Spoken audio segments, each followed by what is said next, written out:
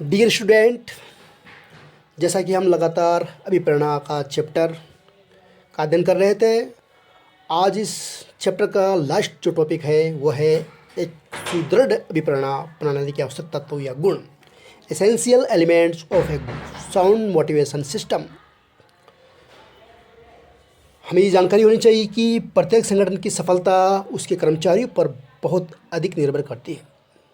Okay, कोई भी संस्था है, संगठन है, उसकी सफलता उसके कर्मचारियों यानी एम्प्लॉयज़ पर बहुत अधिक निर्भर करती है। यदि उनको कार्य के लिए उचित प्रकार से अभिप्रेरित नहीं किया जाता या नहीं किया जाएगा तो ये संगठन में क्या हो जाएगा, पूर्ण कुशलता के साथ कार्यों का निष्पादन यानी परफॉर्मेंस नहीं कर सकेंगे। अब इसका परिणाम क्या होगा? संगठन के सामान्य उद्देश्यों की प्राप्ति नहीं हो सकेगी। संगठन का जो सामान्य उद्देश्य है उसकी ही प्राप्ति नहीं हो सकेगी। किसके बिना? एक सुदृढ़ अभिप्रेरणा प्रणाली के बिना। अब यहाँ पे सुदृढ़ यानी अभिप्रेरणा की जो प्रणाली है, साउंड मोटिवेशन की जो है, उस जो बिंदु है वो कौन कौन से हो सकते हैं? एक सुदृढ़ अभिप्रेरणा प्रणाली के आवश्यक तत्व या गुण कौन कौन से हो सकते हैं? यहाँ पे 1 से लेके 10 है, उनका 1 बाय 1 हम अध्ययन करेंगे और ये जानने की कोशिश करेंगे कि एक सुदृढ़ अभिप्रेरणा प्रणाली के आवश्यक तत्व कौन कौन से हैं। सबसे पहले है व्यापकता, कॉम्प्रिहेंसिवनेस। इसके अंतर्गत ये है कि एक सुदृढ़ अभिप्रेरणा प्रणाली के साथ जो मोटिवेशन सिस्टम में व्यापकता का गुण होना अति आवश्यक है। अब इसमें क्या होता है? इसमें सभी श्रमिकों यानी जो श्रमिक या कर्मचारी या वर्कर एवं प्रबंधकों को शामिल किया जाना चाहिए। ओके, जो निम्न स्तर के जो कर्मचारी हैं या प्रबंधक है को भी शामिल किया जाना चाहिए। सभी व्यक्तियों की सभी प्रकार की आवश्यकताओं पर ध्यान केंद्रित किया जाना है। फोकस किस पे किया जाना है? उनकी नीड्स पे ध्यान दिया जाना चाहिए। किनकी? जो एम्प्लॉयज़ है और प्रबंधक मैनेजर्स है उनके। अब इसके लिए मौद्रिक या अमौद्रिक, फाइनेंशियल एंड नॉन फाइनेंशियल, सामूहिक रूप या व्यक्तिगत यानी ग्रुप्स या इंडिविजुअल्स या धनात्मक या ऋणात्मक यानी पॉजिटिव या नेगेटिव विधियों का प्रयोग किया जाना चाहिए। Okay, A sound motivation policy should have the quality of comprehensiveness that all workers, employees and managers should be included in it. All types of need of all persons should be given attention. For the financial and non-financial, collective and personal, positive and negative methods should be used. Okay, तो ये सबसे पहले व्यापकता होनी चाहिए। एक अच्छी अभिप्रेरणा प्रणाली में क्या होनी चाहिए? व्यापकता का गुण होना चाहिए। दूसरा है पर्याप्तता, इक्विवेलेंसी। इसका मतलब यह है कि एक अच्छी या सुदृढ़ अभिप्रेरणा प्रणाली में क्या होना चाहिए? पर्याप्तता होनी चाहिए, गुण होना आवश्यक है। इसके लिए कर्मचारियों एवं प्रबंधकों को दी जाने वाली प्रेरणाएँ क्या होनी चाहिए? पर्याप्त होनी चाहिए।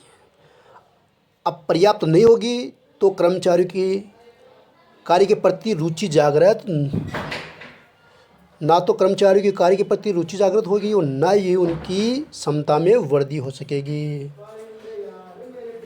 A sound motivation system should have the quality of equivalency. For that, okay, depend provide to the manager and the employees should be equivalent.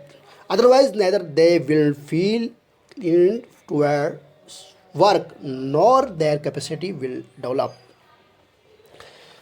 तीसरा जो कारण है, जो है अच्छी अभिप्रेरणा की जो बिंदु है वह है उत्पादक यानी प्रोडक्टिव। इसके अंतर्गत क्या होना चाहिए? इसके अंतर्गत जो अभिप्रेरणा प्रणाली ऐसी हो जो कर्मचारियों को अधिक क्षमता, कुशलता और परिश्रम के साथ कार्य करने को अभिप्रेरित कर सके।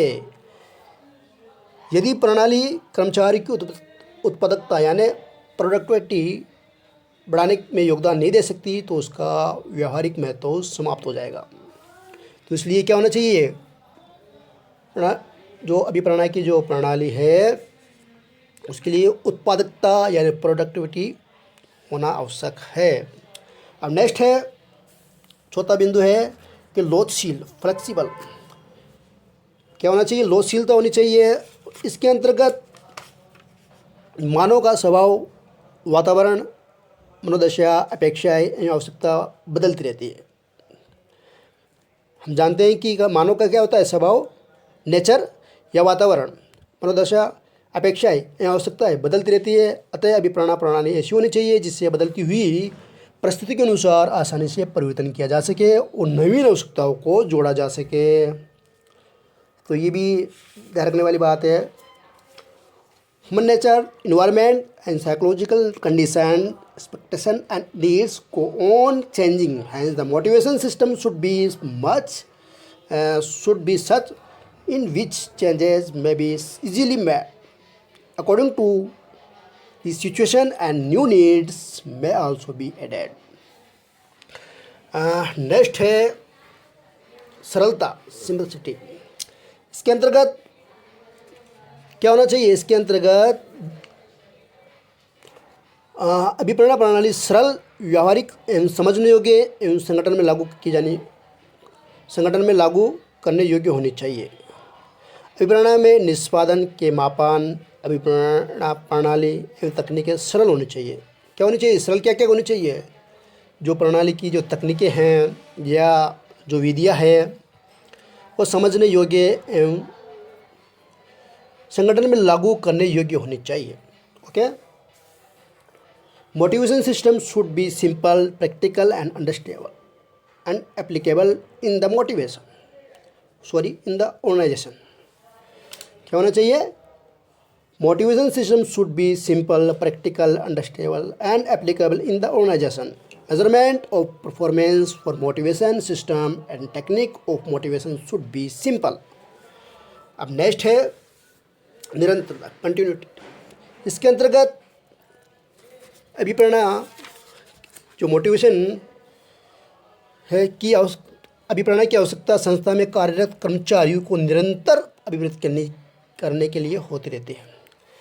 इसलिए इसका कारण यह है कि एक बार अभिप्रेरित कर्मचारी सदैव के लिए अभिप्रेरित नहीं हो सकते। यानी एक बार अभिप्रेरित कर दिया, मोटिवेशन कर्मचारी को काम करने के लिए प्रेरित कर दिया तो यह सदैव के लिए मोटिवेशन नहीं रह सकती। अतः एक सुदृढ़ अभिप्रेरणा प्रणाली के लिए कर्मचारियों को निरंतर यानी कंटिन्यूटी अभिप्रेरित करने की आवश्यकता है। ये ध्यान रखने वाली बात है। नेक्स्ट है इसमें देख सकते हैं, इसमें motivation is required to continuously motivate the employees working in the organisation, reason being that employees motivate once does not remain the motivated forever. Hence, for a sound motivation system is necessary to provide continuous motivate to the employees. अब next है वैज्ञानिक, scientific.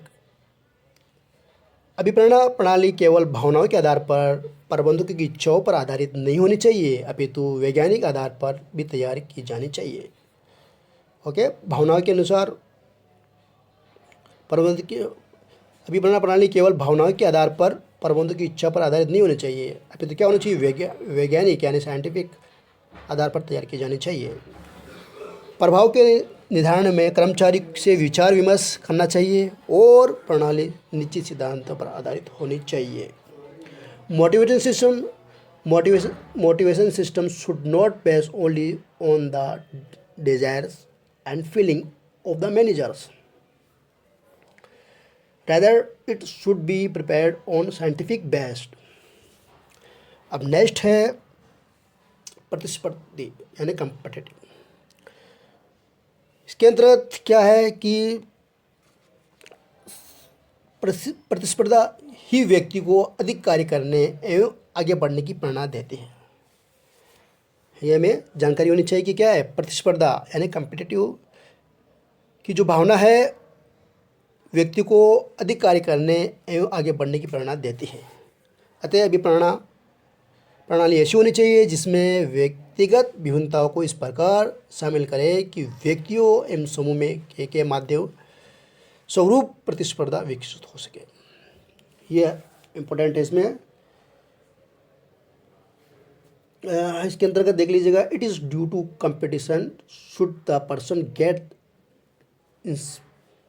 Inspiration to do more work and make progress. Next है मित व economical. इसके अंतर्गत अभिप्रेरणा व्यवस्था अधिक खर्चीली नहीं होनी चाहिए। इसके लिए कम खर्च वाली विधियों या तकनीकों, जो मेथड है या तकनीक है, वो कम खर्च करने वाले पर विचार करना जाना आवश्यक है। इसके अतिरिक्त संगठन के वित्तीय साधनों एवं संगठनात्मक सीमाओं को भी ध्यान में रखा जाना चाहिए। Motivation system should not be very expensive. For that, it is necessary to consider low-cost method or techniques. Next है न्यायपूर्ण यानी जुडियस। इसका मतलब है न्यायपूर्ण जुडिशियस। इसका मतलब ये है कि क्या होना चाहिए इसमें, न्यायपूर्ण होना चाहिए। प्रत्येक व्यक्ति को दी जाने वाली प्रेरणाएं या प्रयास पर आधारित होनी चाहिए। पक्षपात एवं राजनीति का परित्याग करना चाहिए। प्रयासों एवं प्रेरणा के आधार पर ही विप्रेरणा निश्चित की जानी चाहिए। तो यहाँ पे पार्शलिटी या पॉलिटिक्स नहीं आनी चाहिए। इसके अंतर्गत ये है, ध्यान देने वाली बात है कि न्यायपूर्ण जुडिशियस होनी चाहिए। The inspiration to be given to every person should be based on his efforts. Partiality and politics should be avoided. Avoid करना चाहिए।